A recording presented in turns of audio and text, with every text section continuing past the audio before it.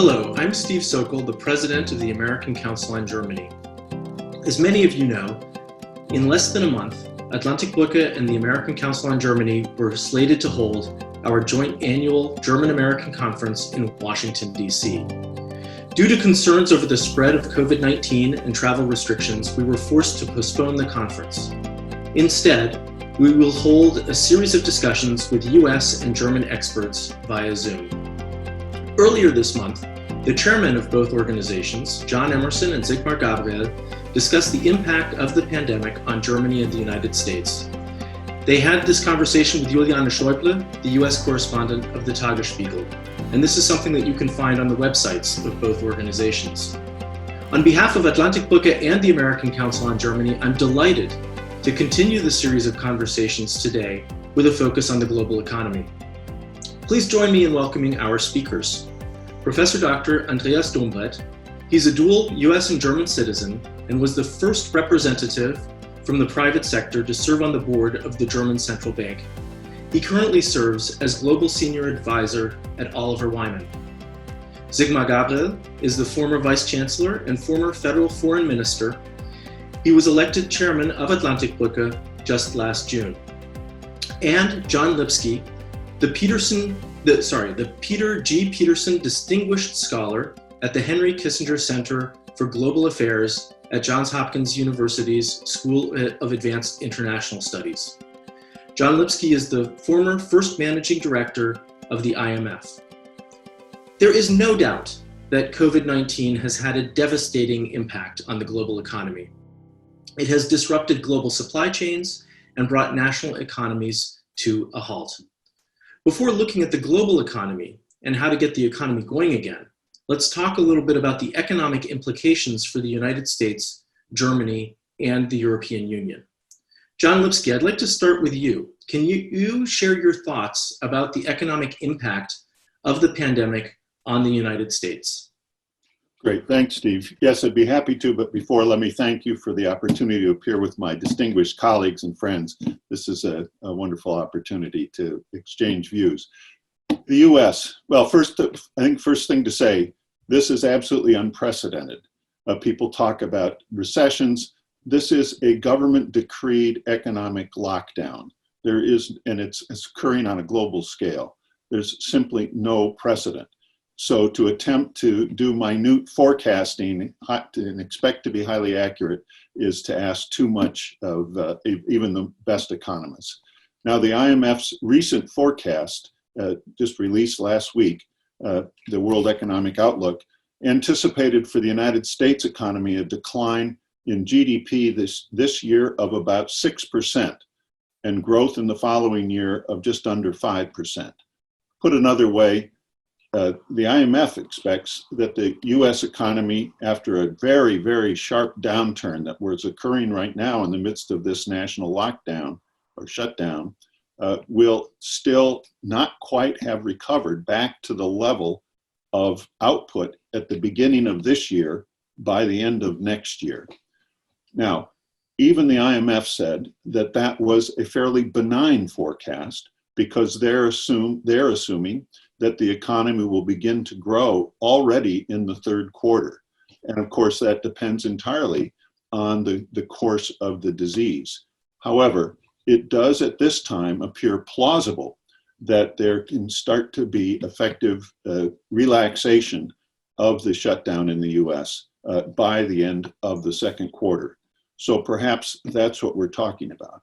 But it's also worth saying that in the context of providing first support for this economy during the shutdown and the follow-on policy efforts that undoubtedly will be put in place to try to spur the recovery, we are going to experience in the United States, first, the starting point for the recovery will be the highest rate of unemployment in the United States since the Great Depression.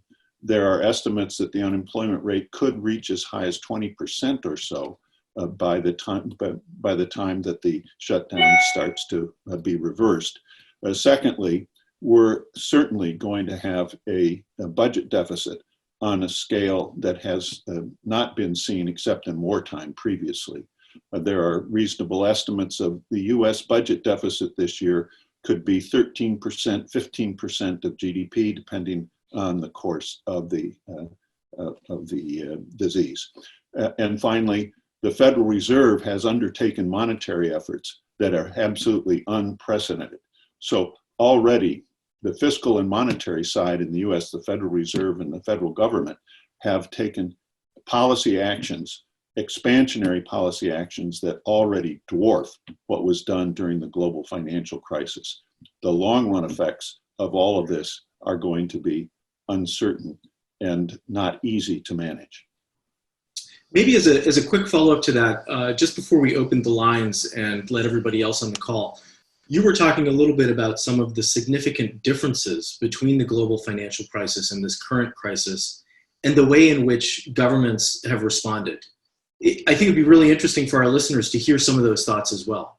Oh, well, thank you. Yes, certainly the kind of contrast that I would draw between the global financial crisis and the reaction this time is, in fact, on the global financial crisis, governments were relatively slow to respond to the situation as it was developing. I was convinced in August 2007 that the crisis had arrived, but really action, coordinated action, only began in September 2008 with the collapse of Lehman Brothers.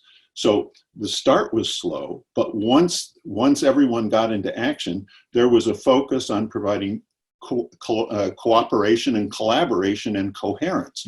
The G20 Leaders Summit process, a completely novel innovation, was created within weeks after the collapse of Lehman, and the first Leaders Summit took place in November 2008 with a very explicit agenda, very focused agenda on 4 key policy areas with assignment of who was going to do it, including some innovations in institutions, the creation of the Financial Stability Board. Then in the London Summit in April 2009, there was a lot of agreed action taken, including agreement on 2% of GDP fiscal stimulus, provision of $1 trillion in resources to the IMF, the admonition to the FSB on financial sector reform, charge to the World Trade Organization on preventing new protectionist measures. Now, this time around, what has been notable is how quickly governments have reacted with the onset of the virus, but the initial actions, which have been very large relative to the actions taken in the global financial crisis, were not taken in a coherent or organized way, but taken nationally, or in the case of the European Union, the Eurozone, including actions by the European Central Bank. But interestingly, as I say, even with the lack of coherence, actually the sort of efforts being undertaken by most countries is quite different than what was undertaken in terms of actions in the global financial crisis. For example, remember back when, especially in the US, there was talk of infrastructure and tax cuts. None of that is present now. What everyone seems to be doing is very large-scale support for the labor sector, support for small and medium enterprises, cash transfers, and massive monetary expansion in support of the private sector as well as governments. So it's interesting to see that even though there hasn't been so much planning, or in a sense of making this globally coherent, the responses have been relatively similar among all the major economies. And just last week, the G20, although the G20 leaders met a few weeks ago and came up with virtually nothing, the G20 ministers met last week and came up with a relatively detailed agenda that had some interesting innovations, but some big missing elements. Perhaps you want to talk about that later. Thank you, John. I'd now like to turn to you, Andreas Dombret. John Lipsky, of course, just touched on the role of small and medium-sized enterprises. And of course, in Germany, the Mittelstand plays a critical role to the economy. And much of the German economy is also based on exports. Can you talk a little bit about the implications of the global shutdown on the German economy? Yeah, sure, Stephen. Thank you for having me. And hello to everybody also on the phones and on the iPads and everybody who is on Zoom. I hope you can see my very US patriotic screen background.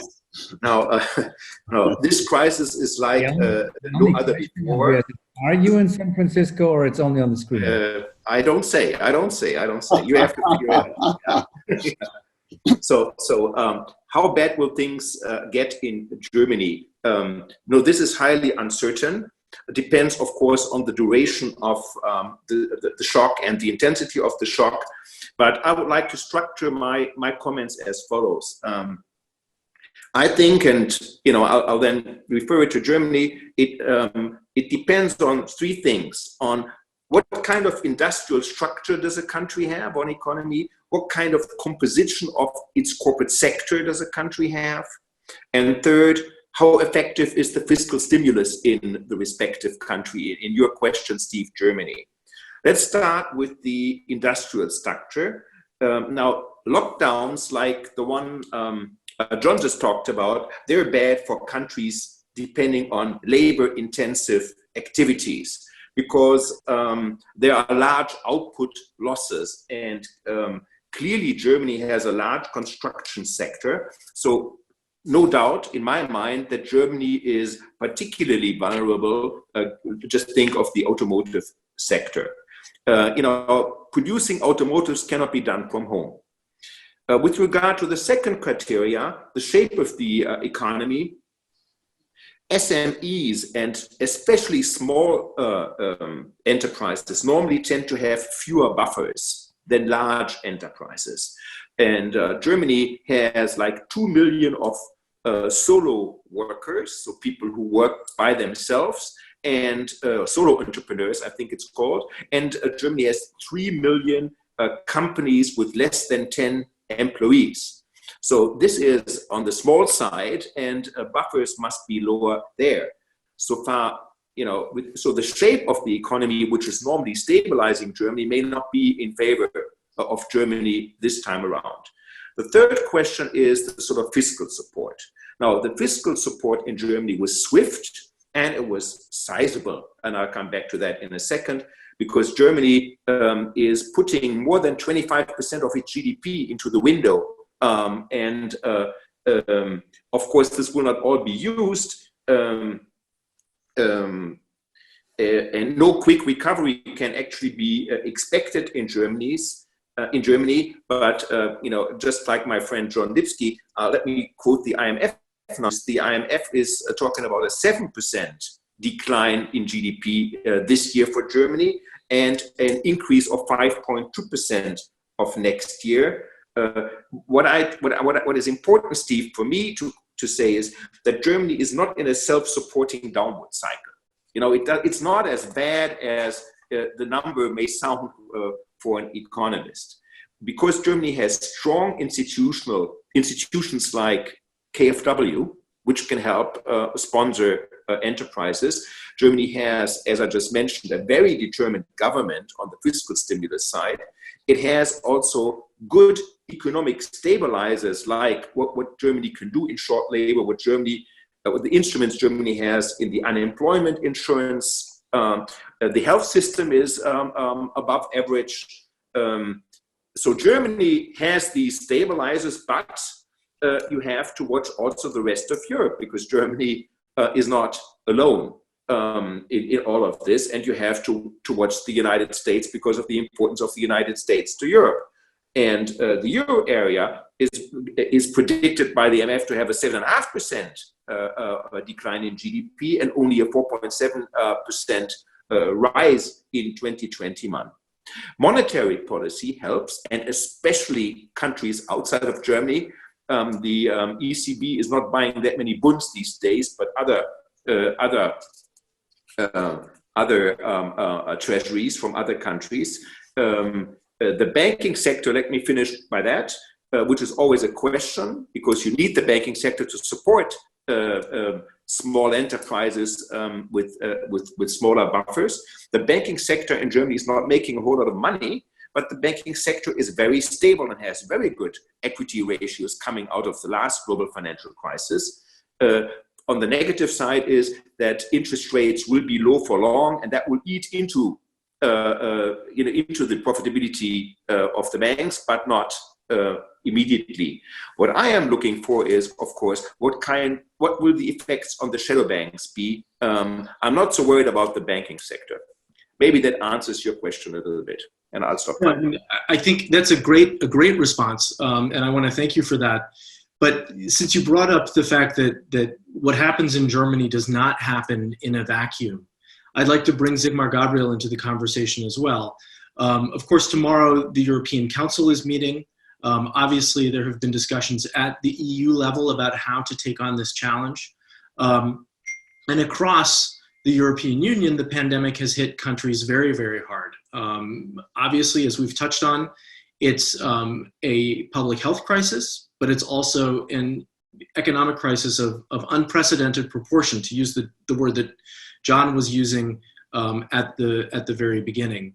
But we're also starting to see some cleavages between the North and the South. And I guess, Sigmar Gabriel, what I'd be interested in hearing from you is how Europe can challenge the or how Europe can meet the economic challenges that both John and Andreas have mapped out on a European-wide scale.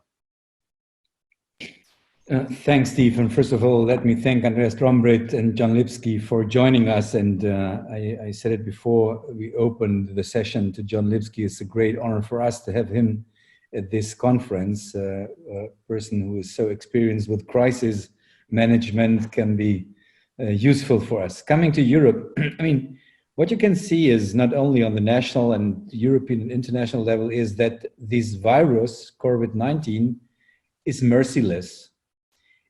It shows us our weaknesses, the political weaknesses, the lack of international cooperation, the lack of multinationalism, the lack of our financial stability in some parts of Europe.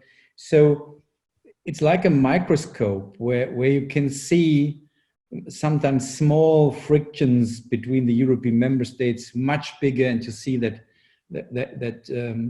we were wrong when we thought that after the crisis in the Ukraine, the Greek crisis, the financial crisis, and the refugee crisis, we thought that the bigger crises are gone. Now we can go back to normal life. Ursula von der Leyen said the new European Commission should be orientated on climate change. We develop ourselves to an international actor. Nothing like this is going on in Europe. We are back in the old difficulties. First, we see the ongoing debate between Eastern and Central and Western Europe about freedom of jurisdiction, independence of jurisdiction, freedom of press. We see that in member states like Hungary, the corona crisis is used for a more authoritarian kind of government, which partly is against the European values. And we see that we are back in the old debate, which John Lipsky witnessed very intensive during the Greek crisis between Northern and Southern Europe. And sometimes we heard that people out of Europe blamed the US president when he decided America first during the crisis. For example, he stopped some delivering of masks coming from Malaysia to Europe and to Germany because it was an American company, and he ordered the company to bring the masks to the United States, not to Europe. But this was the same what Germany did at the beginning of the crisis. We had an export ban for medical health care to Italy when people died in northern Italy.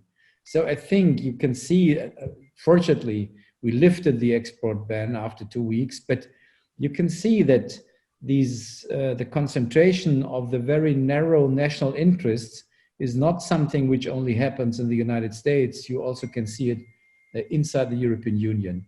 So that's what I mean with merciless. The coronavirus shows us our weaknesses. Coming to the decision we will see tomorrow, I think that because we saw that this crisis, and especially the question how we will go out of the crisis, how we can come to a European recovery development after the pandemic is detained, that we saw that if Europe would act in the same we did during the last 4 or 8 weeks, at the end, Europe will be in a disastrous situation. There was an opinion poll some days ago where the Italians were asked, who are your best friends? More than 50% of the Italian citizens said, China is our best friend. And then they asked, who is the biggest enemy of Italy? And nearly 50% answered Germany. So I think the European leaders saw this big challenge. And so I'm absolutely sure that the leaders of the heads of state and government tomorrow will come to the following conclusions and resolutions. First, they will accept the 3 pillars which the finance ministers agreed on, using the ESM, the European the fund which we built after the financial crisis, and they will lift mostly of the conditionality which normally has to be accepted by member states which want to get access to this fund. Then they will put in place the idea of a common unemployment insurance in Europe, and I think they also will use some instruments coming out of the European banking system. And then I think they will accept the idea, not the details, but the idea which came out of the Commission and of course also out of France, to build something like a European recovery fund or crisis fund, which will not be part of the European budget, but which will be something like a second budget for the European Commission and the European Parliament, and which could be used in the future to fight against a crisis which affects more than 2 or 3 member states, and which will be used for the European recovery program. They will not decide in detail. For example, not the critical question how this second budget, crisis budget, will be filled in. I'm sure it's impossible that member states would put money in. It will be a kind of bond which the European Commission can put to the financial markets, and then the member states of Europe, not only the Eurogroup, but all of Europe, should back with a certain percentage of their GDP to these second recovery fund. But these are important details, but I think the ministers and the heads of state and government will give back these implementation questions to the Council of the Finance Ministers and to the Eurogroup. I think this will be the decision, and the most important signal is Europe and the leaders of the member states of the European Union are willing to act together. This is the most important signal tomorrow, which the heads of state and government will give to the public, and it's really necessary because we see that the anti-democratic and anti-European movements in Europe are not dead. They are, of course, also in Germany marginalized during the crisis, but they will come back very soon if Europe lacks a proper answer to this crisis. This is my perspective for the meeting of the heads and states of government tomorrow. So we've started to get some questions from viewers and listeners, and I'd like to fold some of those in right now. One of them, Sigmar, Gabriel, goes exactly to what you were just talking about, some of these cleavages between European countries. In advance of the call, I received an email from somebody who wrote, if as a result of the present crisis, countries feel compelled to reshore and to become as independent as possible, this would be difficult for smaller countries and smaller economies than for larger ones. Could this provide the tailwind needed to truly unite Europe economically and politically? I don't know if this especially could be a tailwind for the European common action, but I think there is an awareness among the heads of state of government that the current situation is maybe the biggest danger for the European unification, which they were faced since the founding of the European Union. I think everybody is aware that that, for example, when a country like Italy, which we should remember, roughly a year ago, they had a populist party in the government, which is completely anti-European. I would say partly anti-democratic, the party of Mr. Salvini. And of course, he tries to get more support in his country by blaming Europe. And if he blames Europe, every Italian understands it's Germany. So they are using these old difficulties between some member states to get success or to get support for their political strategies. And I think the heads of state and government are very much aware about the situation. Man, think about if Italy would have a government which would steer a course out of the Eurozone or out of Europe, and would think that maybe a partnership with the One Belt, One Road initiative could be much more successful than the partnership inside the European Union.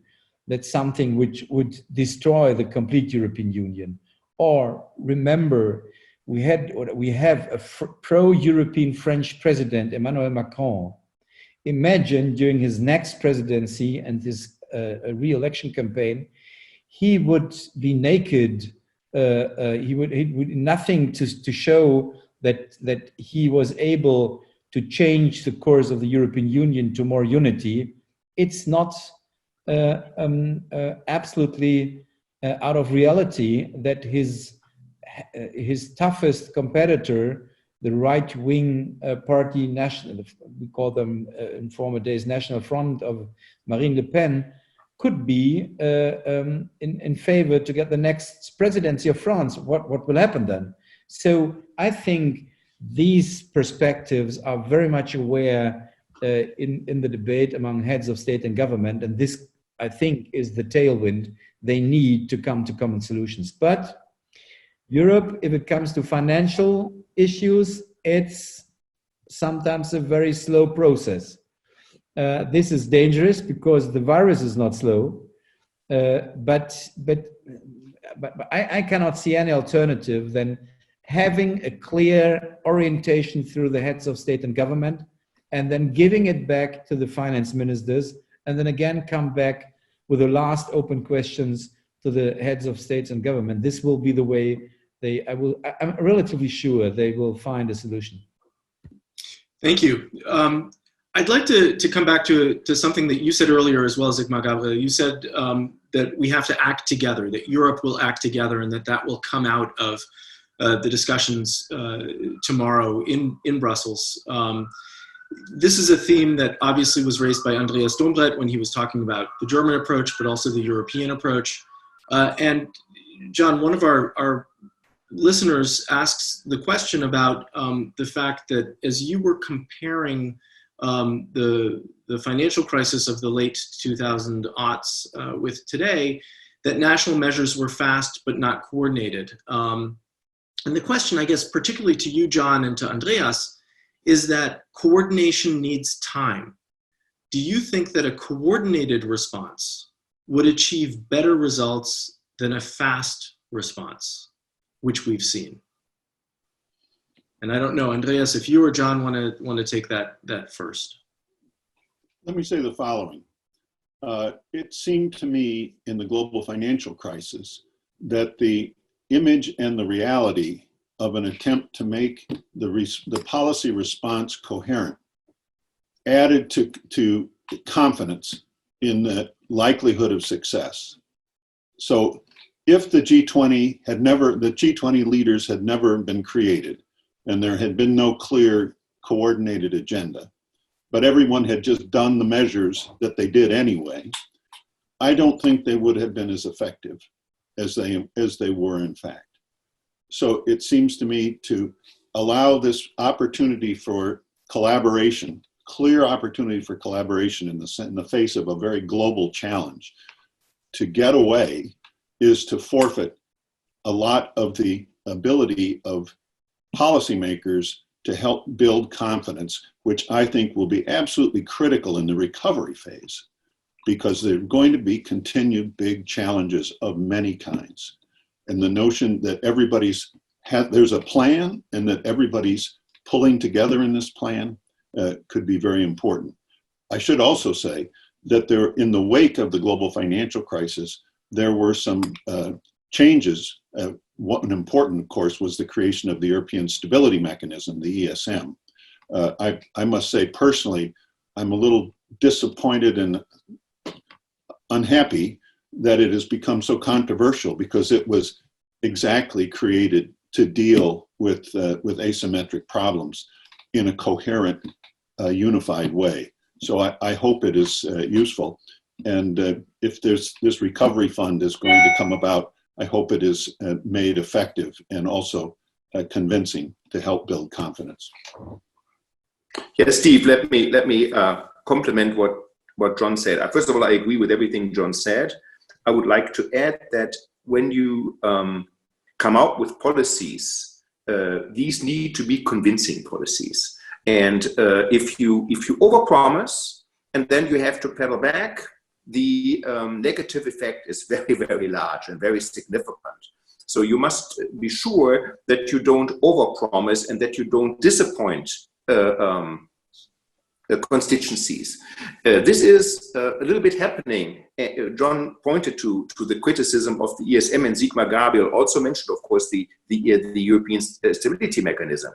Now, this debate we are having, which is European solidarity versus the existing treaties, that is not a good debate right now. And it's very worrisome, because at least for Europe, Europe works by compromise. How could it be otherwise in a union where you have a monetary union and a currency union on the one hand, but not a political union, and very little economic power at the Commission? So you need to find a compromise. And this debate, which is going on, for example, around the so-called Corona bonds, is worrisome, because it makes people think that there is no solidarity. And this is why Sigmar Gabriel has to quote these very negative numbers from Italy, from the polls. But actually, you need to do both. You need to have solidarity, but you also need solidity. If you overpromise something, which is not in the treaties, which is not possible, and which you will never get, you are meant to disappoint, and then this will not be a good result. So I very much hope, and I believe Sigmar Gabriel is right, that we can use this European stabilization mechanism tomorrow, because it's swift, it has high firepower, it is agreed, it's in place, it is helpful because it can decrease the interest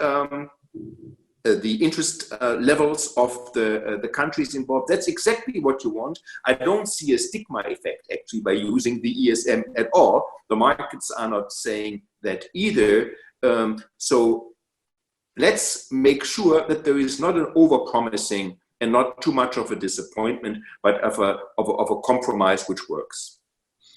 Thank you. One topic that's come up already in our conversation, and where a number of questions have come in, is related to the debate over Corona bonds or Euro bonds. And Sigmar Gabriel, I know that you need to leave shortly, but I wanted to give you the opportunity to tell us your thoughts about a new set of bonds at this time before you have to go. First of all, it's a pragmatic. First of all, we need a pragmatic answer, and this means that if you want to have firepower against the Corona crisis and the economic disasters we are faced with, then we will not be able to use a lot of time to debate about the legal procedures which we have to do if you want to go to Corona bonds or Euro bonds in the European Union. Until now, it's impossible to do it under the rules of the European Union.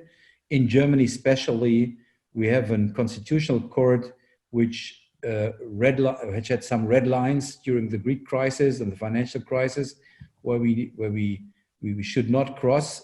If we want to cross, then we have to have a constitutional debate in Germany, and then you need 2/3 of the majority in our parliament, and that's the same in some other member states of the European Union. So if you want to have a fast solution, because the virus does not wait for our answers, then the debate about Corona bonds or Euro bonds is senseless.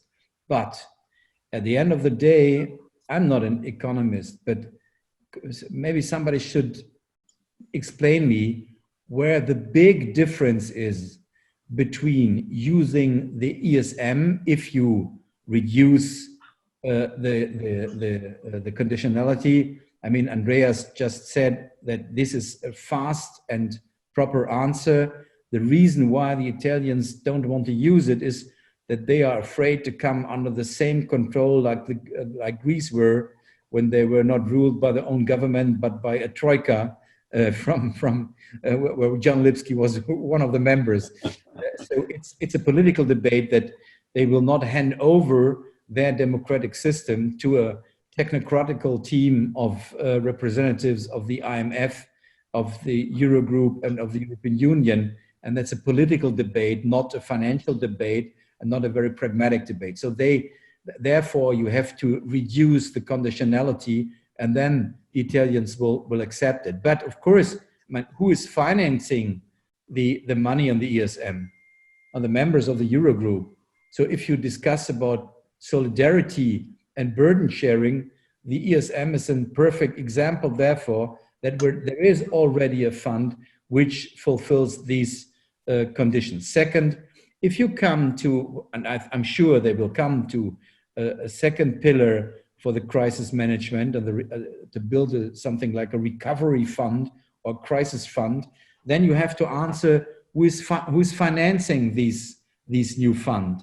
And again, it will be financed through member states. I would say that there will be a solution where, of course, the Commission will offer bonds to the financial markets, and then the member states have to decide which part of these bonds are backed through the financial stability of the member states of the European Union. So please explain me, where is the big difference to a Corona bond or a Euro bond? So I don't think that it's, and therefore, by the way, you have an Article 122 in the European Constitution and the treaties, which you can use, and it's part of the budget. So the heads of state and government have to accept this. So I think we should not go into an ideological debate, which will not help us to come to proper solutions. And at the end of the day, whatever we are doing in Europe, what kind of finance support we are organizing, it has to be backed by the member states. And so I think it's a senseless debate. There is another question, I think, where we'll have to deal with is, after the crisis, we will be faced with a lot of debts. Also in Germany, by the way. Maybe Germany is one of the countries which, because of the last 10 years and the stable budget we had, will be able to deal with these debts in a very proper way. But in Italy, for example, they will go in the direction of Greece by maybe 170% of their GDP. And you will see other states in the globe. We are debating about the European Union, but look to the much more vulnerable member states where the IMF today and the World Bank is supporting them before the crisis.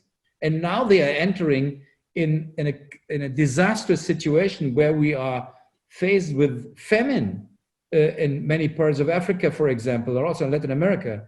And so we will have an international debate how to deal with this huge debt internationally, globally, and of course also in the European Union. And to be honest, I'm happy that I have to leave this conference because I'm not able to give you an answer to this, but I'm sure John will do it. And John, I will read it afterwards when I look to the video again, which kind of answer you can give us to this question. Thanks a lot, and bye-bye. Thanks, Sigmar. Thanks so much. Steve, I do have a couple responses. I don't know if you want. Please go ahead. One thing, I've asked my professional friends in the financial markets, what would the difference be between the interest rate on an ESM bond or a Corona bond or a Euro bond? Would there be any difference? And their answer is no. So in financial terms, the difference is not it's not a financial issue. It's a political issue, because the market professionals don't perceive any difference in the riskiness of an ESM bond versus a Corona bond. So this is about something else. Also, it's probably worthwhile remarking, but I bet most of this audience understands, if, for example, Italy or Spain were to utilize credit from the ESM, that would provide the ECB, the European Central Bank, with the legal opening to engage in outright monetary transactions, the OMT. So once again, it would give market participants a lot of confidence that there would be ample financial support for the debt of the country that had an ESM deal. So I think it would be very effective in practice in the financial markets. The political issue is something else. Steve, if I may do that, John is totally yeah. right. The interest rate level will be the same. The difference would be, though, that in the ESM, any debt taken up, let's say, by Italy or Spain, will be attributed to the debt level of the respective country. Whereas if you have a European offering, it could well be that it will be it will increase the level of the European debt rather than of a mutualized debt, rather than of the respective country. And that would be a big difference. Italy is at roughly 135% of GDP with regard to their debt. And don't forget that Italy has a rating event coming up this very Friday by Standard & Poor's. And Italy is, if I'm not mistaken, I shouldn't be, is rated at a BBB-, just inside of investment grade. And of course, any downgrade would be into the non-investment grade, which would mean that many, many investors who are allowed and eligible to hold Italian debt would then have to sell it. Of course, there is a big buyer in the market. Nevertheless, it would change the structure of who holds Italian debt. I fully agree with John and with Sigmar. The ESM can do everything. Of course, the big difference is whether this debt load will be accounted as national debt or as European debt, which is, of course, making a big difference. Thank you, Andreas, and thank you, John. Let me switch gears a little bit, because one topic that we've not really touched on directly up to now in our conversation is China. And there have been a number of questions that have come in regarding China. As we all know, China plays a critical role in the global economy, both as a supplier and as a market. And one of our listeners has asked the question, given the West's increasing and now particularly obvious dependence on critical economic inputs from China, how will this impact future developments within the EU and the transatlantic relationship? Another person, though, would like to know a little bit more about the bilateral relationship between the US and China and the EU and China in a post-virus world. So far, we've hinted a little bit at the fact that protectionism may be coming back, but can global supply chains really break away from a dependence on China? And what kind of a role might China play in a post-pandemic world?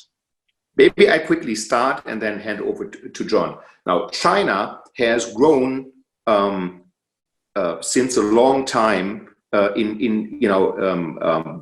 above average. Last year, China grew in excess of 6%. I remember times they are not that long ago that China was growing by a double-digit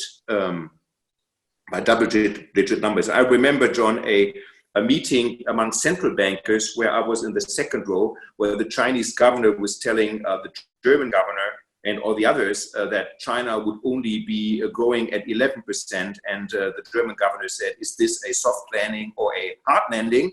And the Chinese governor said, no landing. So, and the same, this is happening in a way because the IMF is predicting China to continue to grow this year, despite below all the levels before. And I have a number of 1.2% of growth.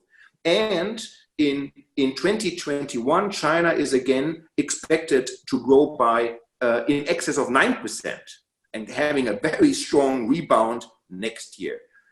Now, what we have been seeing is in Europe, and John can of course complement, that these value chains did break down, not all of them, but some of them, and it started with the Chinese economy. In the meantime, the Chinese economy is being revitalized, and employees have gone back to work. And now we have, for example, German companies in the value chain which are not performing because of the lockdown. And the value chain is no longer interrupted in China, but it's now unfortunately interrupted at home in Europe.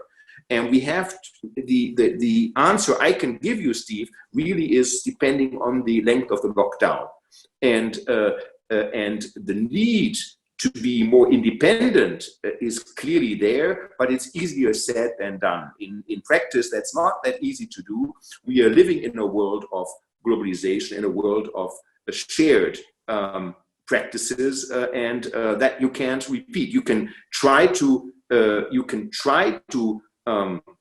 change that in very important areas like healthcare, where you see a bigger demand, but this is not something you can correct, at least from my point of view, overnight. But maybe John has a different view.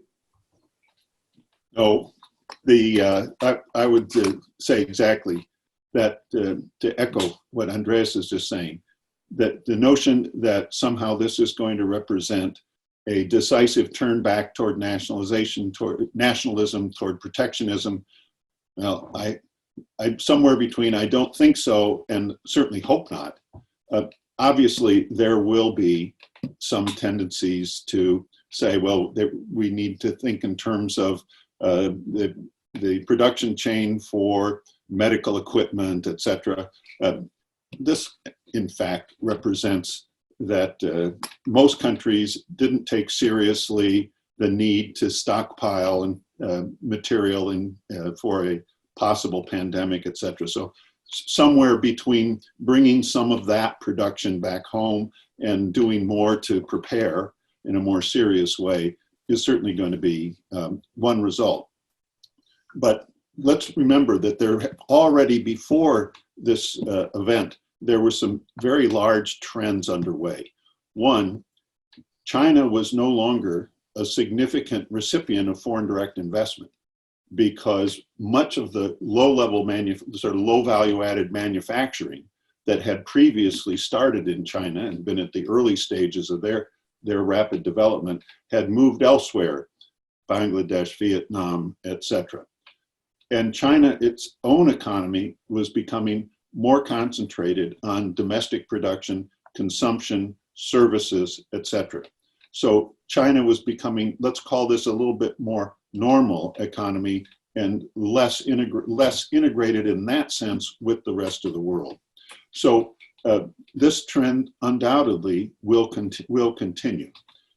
Obviously, there will be some important commodity and energy relations with China, but the industrial chain was already transforming and will continue to transform.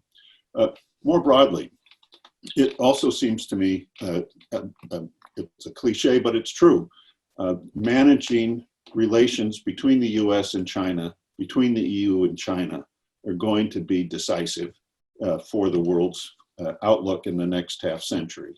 And it's important that we make this a productive and useful one and not an adversarial and destructive one.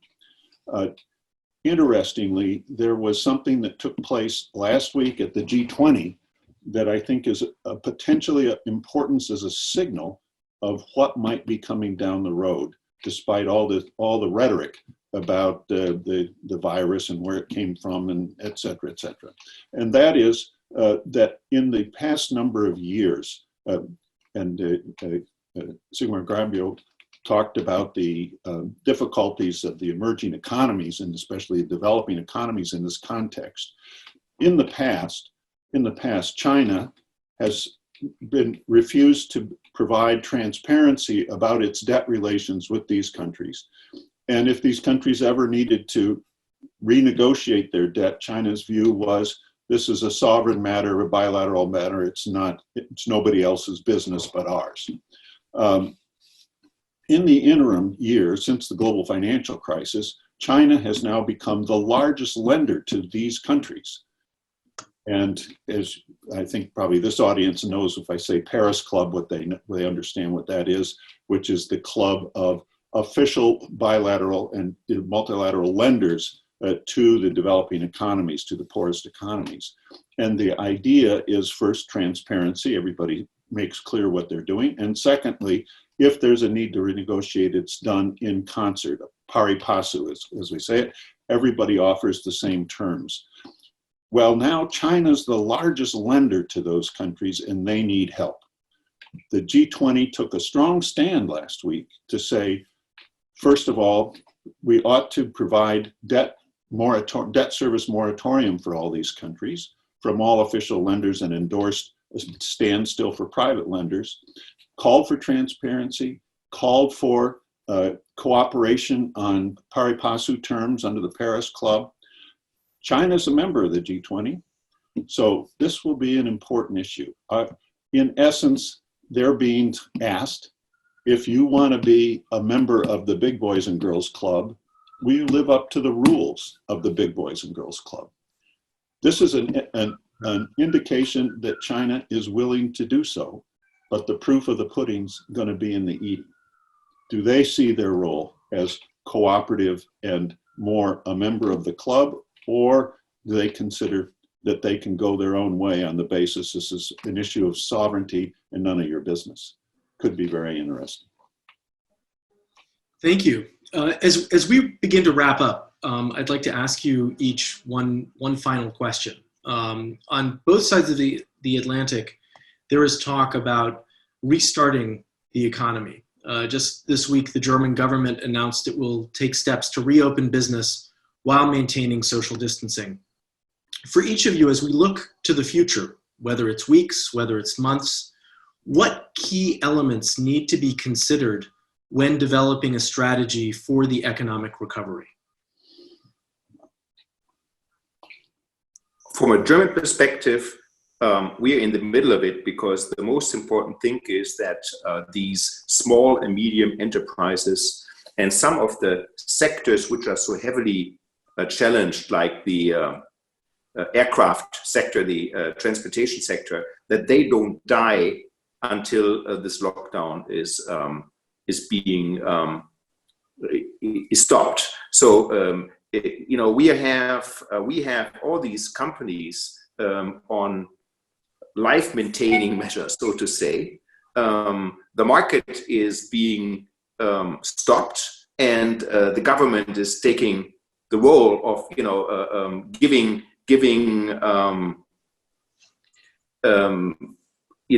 everything you need during this period, which can't last too long. But Germany can afford that. So the first issue would be, from a German perspective, how can we keep these shops that they reopen? How can we make sure the restaurants reopen, etc., etc.? And the unemployment rate will increase, but how can you limit the sort of unemployment? Because the higher the unemployment, the more effects on the banking market and on asset prices, etc., etc. The second issue Sigmar Gabriel talked about is the entire issue of how can you make sure that whilst Germany is stable, that the rest of Europe is stable, and that all member states stay liquid and able to solve their issues and have financial stability. And for that, you need a compromise. And as Sigmar Gabriel said, tomorrow is a big big day for that, but it will continue. But I'm not too worried, because the more of a crisis we have, normally the more Europe also stands together. But these are the next 6 months, the program for the next 6 months. It's not a debate about how can we change the treaty, how can we have Eurobonds, how can we, overcome everything, the Roman treaties, etc. This is the wrong debate, but it's the debate of solidarity, but on the basis of what we have right now, where we can execute in the long term. We have to make sure that we, although this is maybe a very unpopular thought, we have to make sure that all this debt is going to be repaid. And we have to make sure that we don't keep sight of that. And we don't have to restart, we don't have to start repaying this year, but in 1 or 2 years' time, we have to have our plans that you sort of you go back to the growth you need in order to create repayment schedules. And the IMF and others can play a very big role in that, because begging your neighbor is not a good policy, and we have to make sure that we don't lose sight of that.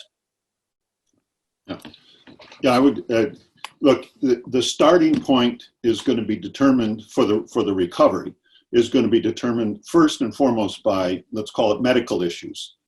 How soon will it be safe to try to resume things? This is going to differ in different places, because there's been a very different effect of the level of infection. Next, the starting point between Europe in general, especially Germany and the US, is going to be different, because the US is providing huge support at this time through unemployment. We're going to have a huge unemployment rate, which is not going to be the case in Germany.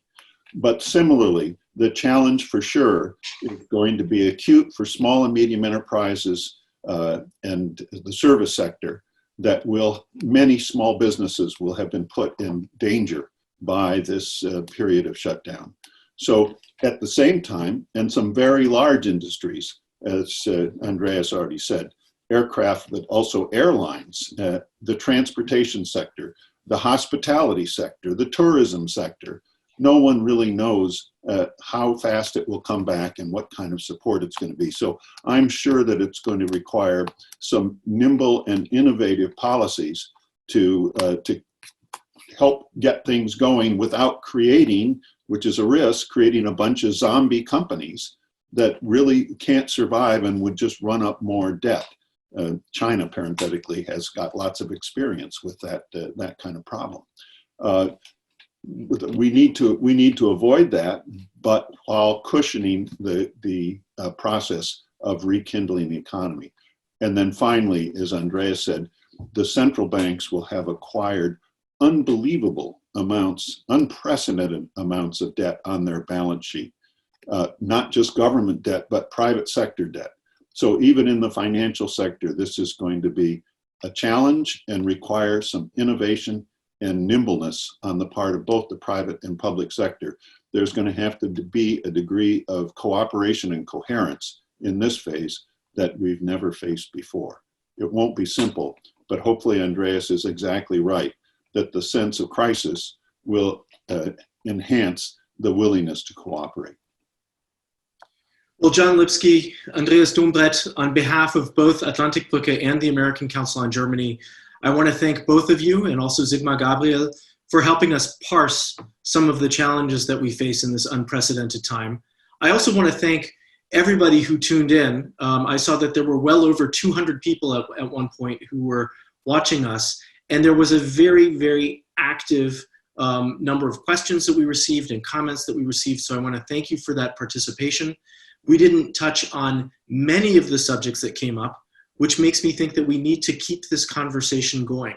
So John and Andreas, thank you again, and perhaps we can meet again in person, hopefully soon, but if not, then via Zoom, and continue the conversation. But a huge thanks to both of you and to Sigmar for participating today. And Steve, thanks, and stay well, everybody.